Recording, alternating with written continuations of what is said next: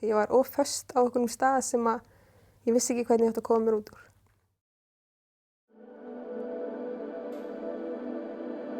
Ég á trú í dag og það var ekki alltaf þannig.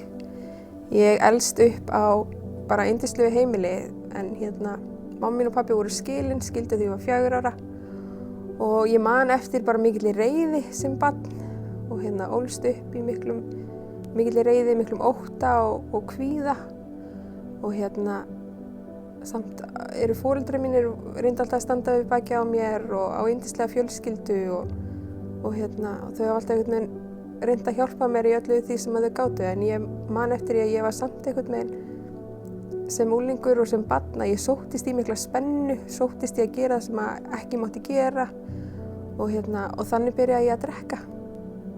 Ég byrjaði að drekka mjög ung og það fór að vera mjög oft.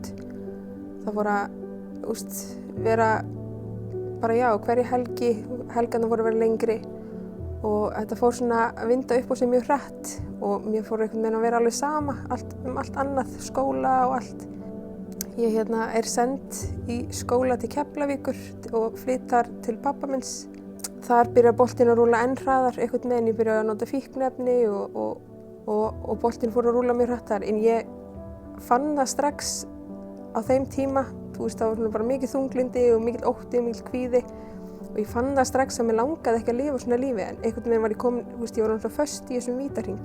Ég þráði samt alltaf einhvern veginn að eignast eðlilegt líf, mér langaði að eignast gott líf, ég sá það svona fyrir mér hillingur, ég horfði á fjölskyldur í kringum mig og það var eitthvað sem mér langaði í. Ég gat einhvern veginn ekki eignast það, ég var of föst á einhverjum stað sem að ég vissi ekki hvernig ég átti að koma mér út úr. Ég fer samt í fyrstu meðferðina mín upp á Vog þegar ég er 17 ára og geri mér grein fyrir stöðu minni þar og ég fer svona að leitast eftir að reyna að laga og reyna að bæta á einhvern veginn en það gekk ekki alveg upp og ég fór nokkrar innlagnir inn á Vog, fór upp á Vík líka og fór í meðferðir og fór í AA-samtökin en það bara einhvern veginn, það gekk ekki upp. Það var ekki fyrir en að ég lenti einhvern veginn algjörlega á botninum þegar ég var 22 ára. Tók hálft ár þar sem ég bjó bara á götunni og bara eiginlega með bakpoka minn. Foreldrar mínir skiptu sílendur á hurðinni, sögðu að ég mætti ekki koma heim nema að ég væri edrú. Ég fékk samt leyfi jólin 2009 að fara heim til mömmunnar með því skilyrði ég drykki bara bjór og svona reynda að mæta á hálfri leið einhvern veginn, mæta mér. Ég sæki mig Hlaðgerðarkoti rétt fyrir jól. Hafði ég heyrt það. Og ég man eftir að biðin var rosalega löng. Ég fer inn í febrúar 2010. Það hafði ég einhvern tímann prófað að fara á samkomu sumarið 2009 en vissi ekki neitt um Guð. Eða ég vissi hvað faðirvorið var og that's it einhvern veginn. Ég vissi ekki neitt meira í rauninni. En þarna fer ég upp á Hlaðgerðarkot og þar voru trúaðir einstaklingar í meðferðinni og ég fór einhvern veginn að sækjast bara í meira og meiri vitneskju. Ég fór að lesa í Biblíunni. Við fengum svona Nýja testamenti og ég fór mér að lesa aukalega í því.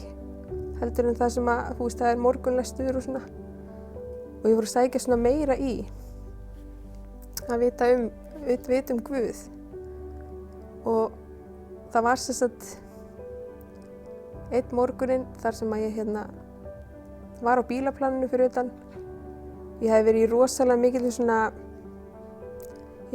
mikið svona barátta í mér. Mér langaði að fara út og fá mér.